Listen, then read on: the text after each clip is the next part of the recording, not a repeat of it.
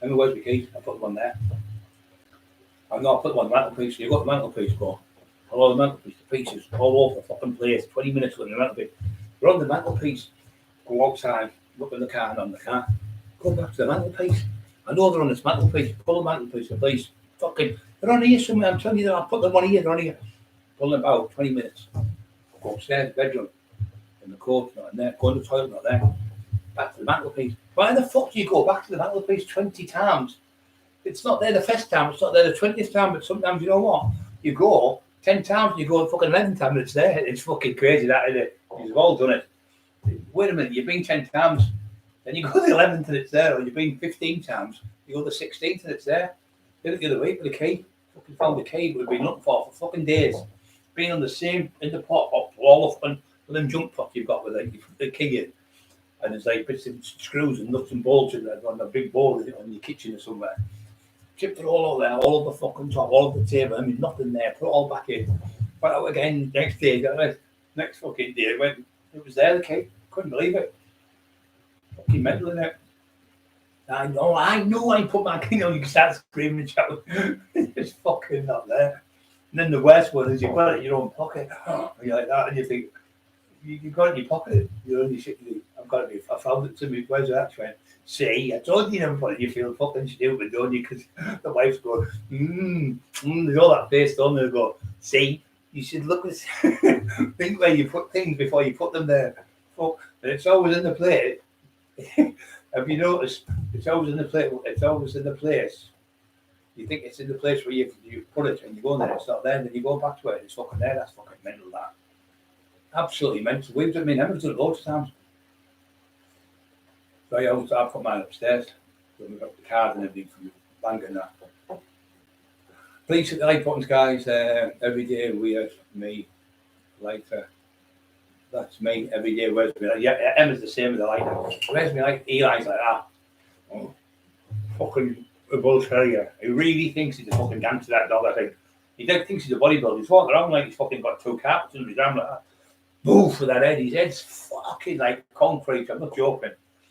I've had loads of dogs and they move the head and move it, scrappy, beautiful. But terriers going boom, hit you right in the foot. I'm like playing them like that, tickling. They go boof like that, full force. If you're right in the shit, and he knocked my fucking teeth out the other week. Oh, my fucking mouth was killing me for days. All my neck was torn, not torn, but like felt like ruptured. And she was, what's wrong with your neck? I said, he's fucking hit me, him. He's gonna have black eyes, and everything he's hit me with his head. Big black eyes. What's some of his eyes got about, man? Eli's just nothing. He comes in like a bull terrier and he'll come in like that. Thieving bastard, man. Look at Bill Sykes dog, real thief. When he comes in like that, he'll go, where? Like, because she's on the bed with me. We're just watching telly. She jumps up like that, but you get turned like that, his big fucking head's huge on the bed, he's monstrous. And he'll go, to where? He starts pushing her off the bed with his head like that. And she starts laughing, then what you do is you can't pick him up, it's too heavy, so you have to grab him by the back of his tail and lift him up with his tail, and he pulls himself on. His legs are too short, you get up yourself with a pup and just step on it. And you get him on the bed, and he'll just go, to whoever, and you push off the bed. It's hilarious. He won't let anyone near me. Bobby comes, he'll start drowning at him. I think in the ocean, he's like that hand all the time, every night, every day, sometimes 20, 30 minutes, and his tongue's like a massage, and my hand feels better when he does it. Yeah, he's been on every night, and I give him a piece of cake, a little bit of cake, though, Christmas cake. He fucking loves them. I sound like a fucking alien. He makes us happy, and like he makes us laugh. Yeah, last place you look. Yeah, it's always in the last place you look, mate. Always in the last place you look. Yeah, I put it on there, I know I did. Well, it's not there, is it? You've looked 10 times. I put it on there, and you keep going on, and you go to bed, and you 4 in the morning, you go, fucking off it, and then you go downstairs and look again.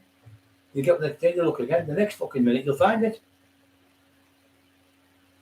Billet, head, bulls, blue, heads, bull heads. Yeah, the ears of bull heads. Fucking heads like a bull. That's exactly, mate. And when he hits the door, boof! You hear the door, just like somebody's kicked the door in. And he's just, boof! Right, don't bang that noise. You jump out your skin with him from that. But he comes in like that, he's not scared of fucking anything. He's proper, he's a proper man now. I think he's 2 years, 3 months. And the other one getting huge. He's a massive long tongue he's got the pup. Massive tongues. The longest tongue I've ever seen on a dog. Pure jet black he is. You can't see them in the dark. His eyes go like his eyes are blue, but they go like a greeny colour and on the moon. That's all you can see them. That's all they capture. I went to do a job once, just kicked in the head there. So there was a lad lived in Broughton, and these other lads were doing coke and heroin. They lived as you come in, when you come up the coast road from Redcar, and you come up towards a place called Mask. On the left hand side, you go straight over there at the top. Get a little bit further up, there's a place where the police take the cars and put them in. But before that, there's a place. There's a railway there. There's the old railway bridge, and they've got like big double gates. So I've gone in there. They're supposed to have 60 grand for the gear. So I've gone to tax them and took that. So I was in a green Isuzu Trooper 3.2 one, with a black bull horns and everything on. So I parked that around the corner. So there's been like farmland down there. They looked blended in. So I've gone down to get these lads to tax them anyway. I've got to get them anyway. They've phoned the fucking police, so I've had to come out. The jeep's around the other side, so we've run across this field, potato field. So I was fucking massive at the time, so I went to run like that, and I fucking went, my leg went, and my ankle snapped. So I've got like my ankle, not completely broken, but it's cracked. My ankle is fucking killing me. So you have to do that with your eyes when they shine the torch. They have like on the car, they can shine a torch on you. Anyway, we left it, put our heads down, laid in the grass and in the mud. Got up again, ran again, just the other fucking ankle. So I've got 2 ankles bust. One's like, I think, twisted, and the other one broke. So I'm trying to walk at 20 odd stone. So I've got one lad who's got 11 stone, the other one's got 10 stone. Help me through this fucking field. Oh, my fucking feet, and I had a pair of boots on. They were troop boots. I used to wear them for fighting, because they were great for fighting in them. So we're going in this field anyway, we're going along. And we go to this other field where it's all cows in case the helicopter comes, so we blend in with the cows type thing.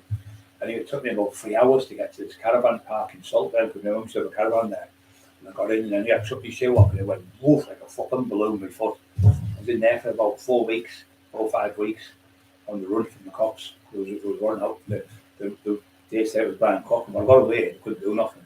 And the lads went back and got my jeep for us, we had to go the next day for us. Yeah, and you got caught 60 grand. There was no fucking money. I don't know how set up that night, but the people got the job. I was thinking it was a set up. Sometimes you get set up with people, or sometimes people just talk fucking shit. It's better when somebody's got it, like say if someone you know, and they say, right, I've got the gear now, and then what you do is you come in while the people are still there who are dropping it off, and then they're giving the ones who have buying the stuff. We've already got the money to buy the next batch, because like say the lads have come, Andy and Johnny's come to give Mark the gear. So Andy and Johnny's got the gear, but Mark's got the money. So that way I started working out, thinking, well, why don't I hit them for the money when they're paying it, and hit them when they come in the gear, and get some double whammy. And that's what I started doing. I was fucking going in the door while they were all together.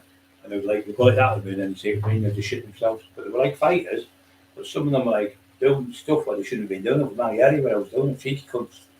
And I'd take the gear off them, but that was what I was doing in the end. I was thinking, let them sell the gear, get off, befriend the lad, say, like, I'm going to take 4 key off you, I'll give you a key for doing it. And we used to do that with the dealers. Tell me when you get the gear, when you've got the money, I'll give you, like, say, it's 10 grand, I'll give you 2 grand out of the 10 grand, I'll give you a key. But I'll be getting, like, say, 3 keys, maybe 60 grand or whatever, or 10 grand or sorry. It was easy to do, because you knew it was there, and there was no cops involved in it, because they'd already bought the gear in. So you were getting the money off them and the fucking gear off them. The people bringing their gear to him were getting the money, you were getting double whammy, you were getting both. And I used to do it like that. Class sometimes I got like 50 grand, 60 grand in the gear, and 20, 30, 40 grand cash. I wouldn't do it every day. Sometimes we'd do it for days, and then we'd just do it like maybe once a month. When I had the money topped up, I did like 250 grand in about 14 days, I think it was, I did. So I started going holiday heavy. I'd go on holiday for like 2 weeks, come back, do a few things, go away again for 2 weeks, come back. And I kept doing that all the time, so I was always safe, go to different places. going all over the world. There was. And the cops, what they done, my mate, Brian, little Brian Flaherty, big Brian Flaherty, was with this woman, I think it's Helen called her. And she worked in Corby Young, Edmonton up that way. And she worked in a place where you buy the holidays. She used to get the holidays for a bit cheap. Well, teletext used to be in them days. And she used to get them a lot cheaper, and I'd give her like 50 quid or something for getting them. And you're talking 20 years ago or more. And she gets the holidays anyway. She went in one day, the cops come in and said, "Oh, drug squad, where's he going?" Well, she said, "Oh, he hasn't bought a holiday yet. He was just looking."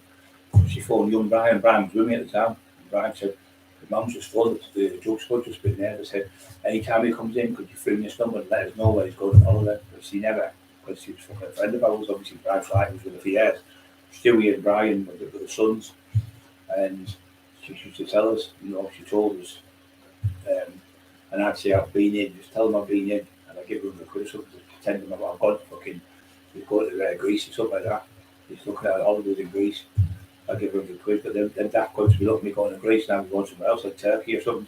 I never went to Turkey, but I went there. I went to other places, but always these look like fucking bugs. Raiding the plane for you, you're not even on it. Fucking idiots. But you'd be. Yeah, fucking. They would come after me in the ropes around me. They'd be like, "What are you doing? We have to wait for armed response vehicles. We're not allowed to arrest you until we've got the ARV." And that's what's the ARV for armed response vehicles? Fucking ridiculous. I got one once. It was me, Paddy Watson. He's gone. Bam, bam, he's gone. And BJ, I think, was in the car with us. His four was driving along. And flees for you. We're driving along, and you see this fucking cop car flying. Doing about 50 mile an hour on a 40 mile an hour road. Oh, jeez, he couldn't. Flew round the roundabout. I was a cunt. And we had the scanner in the vehicle. I went beep, beep, beep, beep, flashing him. Pull over, I'm shouting. Pull over, you. Fucking pull over. He said, "I've got Brian Cockerill behind me. He's telling me to pull over. What do I do?" He said, "Pull over, lock your window. Don't get out of the car. Don't fucking engage him. See what he wants." So I said, "In your window down a bit." I said, "What does that say on there?" Right near the garage, near the hospital, North Tees Hospital, and it was near the garage. So I said to him, "What does that say there?" Because the garage to get the petrol from. And he said, 40 mile an hour. I said, "Well, you were doing at least 50 or 60. Fucking slow down. I'll give you a ticket next time." Do you understand me? He's pulled me for speeding. He's pulled me up for speeding.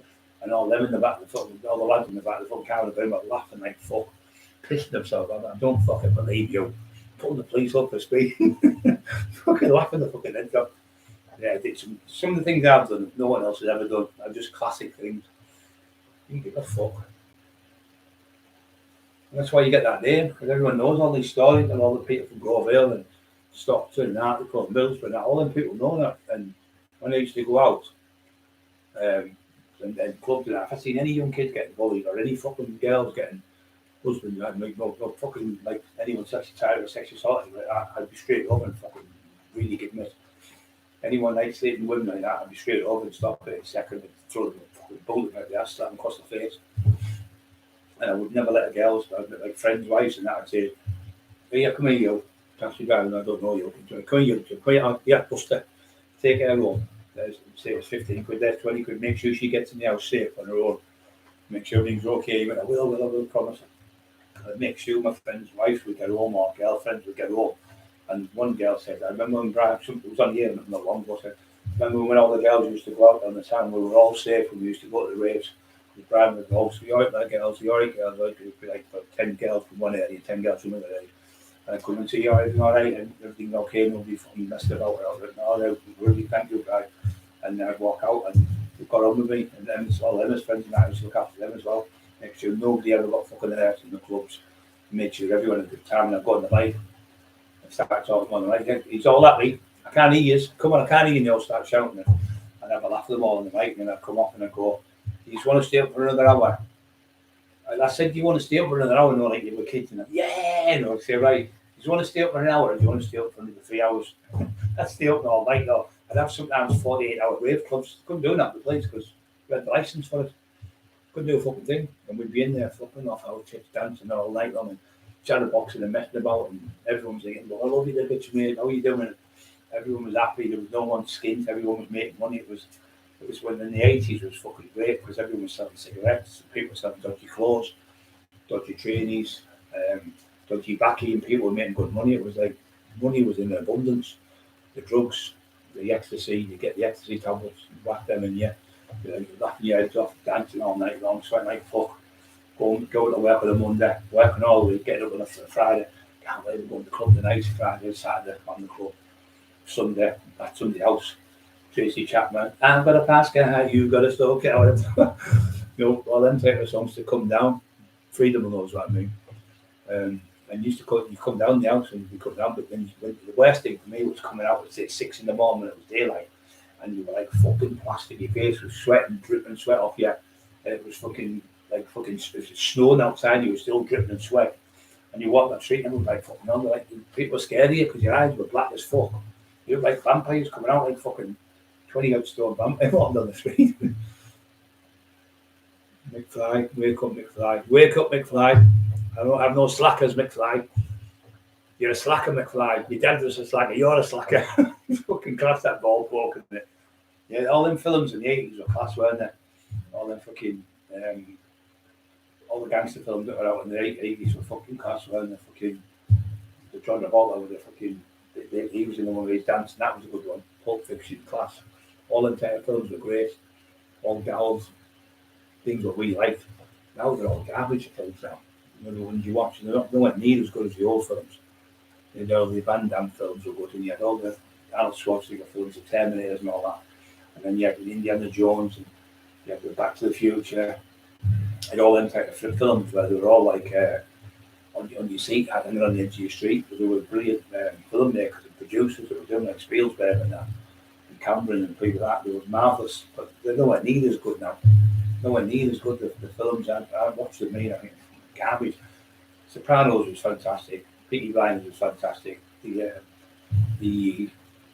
what do you call it? The one with the dragons in. What was that called? I can't remember the name of it now. Where the Lannisters and all them. I can't remember the mountains in the big massive flags of the Welsh so much man. That was a good series. And so was the Vikings. Ragnar Lothbrok. That was good. Quite a few good. And The Last Kingdom, that's a good series. That's a good film, Red series as well. So you watch a film it's only on 2 hours, so you're bored. So I like a series where you never know watch like 24's Class with Jack Bauer. That's fucking brilliant. Absolutely brilliant. That's a great series everybody wants to watch. He used to trees. Yeah, oh yeah, then hang up a tree. I don't know what the dogs were fucking. I seen one, a bull terrier, and he was hanging off a fucking tyre on a tree for about 30-40 minutes. Imagine us trying to hang off of anything without a jaw. The jaws could lock on, his back teeth are huge, they're monstrous back teeth, they look like shark teeth. And once they lock on, all the cunts. There was a thing, it's horrible this, but it's true. The gentry done them, there are about 5 or 6 dogs in them, they've got a Dalmatian in them, that's where the black and white bits that come from. And the brindle and all that. There's different dogs in them over the years. Bulldog, he committed a bull terrier, there's a bulldog in them.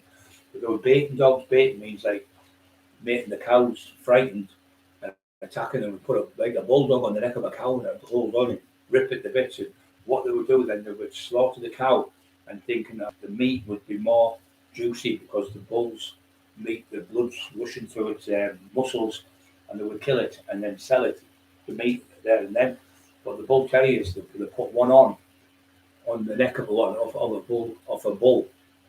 So it's on its neck, they hold it on, a cow or a bull, I think it was. And they fucking come along and it's on for ages, about 20 minutes anyway. They cut its legs off, back of its legs. You don't see it, I read it. And they cut its back legs off and it still hanged on, and all the blood was pouring off it. About 20 minutes in a fucking, maybe less than 20 minutes. It hanged on and it died. The brain was determined to hold on, then let go and get help. But they will not. That shows you how much bottle they've got. They won't give in. It was like just a one-off they've done it, but it shows you the bottle they've got, so they won't give in if they've got hold of someone. And if somebody comes in the house to fuck about with family members, them and their Alsatians are nightmares for attacking people, especially the bull terriers, because they won't let go. They get a lockjaw like bulldogs do. But the bull terriers are more can last longer because they've got a longer nose. The bull terrier, where the bulldogs have got a flat face, they struggle to breathe. Where the bull terrier can hold on the tire for ages, where a bulldog they can't breathe properly. They want to stop making breeding bulldogs because the breeds are all interbred, brothers and sisters and stuff. In America, they're totally different. Marmots the breed over there, but in England, they're fucked. They're a fortune, what, 4 to 5 grand of that dog and all something. Right, guys, I'm going to shoot. I'm going to watch a bit of telly, and thanks for being on tonight, being fresh meat. I felt what's really good for if your dogs are struggling is udders and tripe, but you can't give them every day because you end up getting worms with it. But that I'll put about 3 times as much weight on the dog. If you give it that 2 or 3 times a week, the dog would weight and the dog just fucking dials on. Now, all the top breeds do that to get them big, and once they get big, they're going to have to do it maybe once a week. Yeah, it's okay, like guys. Thank you very much. I'm going to shoot. I'll see my wife. She's all right. Love her. Thanks for everything. Don't forget to push the like buttons, guys. I'll be back on tomorrow. What's happened there? No. Put it over there. What's that? Oh, what's happened here? Oh my God! I know what I've done. Emma. You know, it's got to be. It's got to be something else. It's got to be fucking dead. I don't know what's happened there.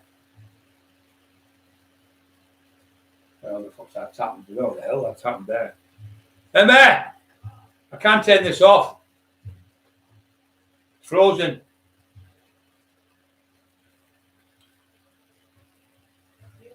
This has gone funny when I did it. I just pushed up and it just jumped into the hospital.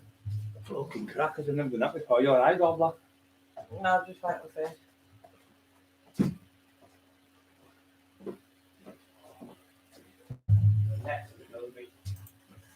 Is it? Absolutely. I'm going to need a pay. I don't know what this one.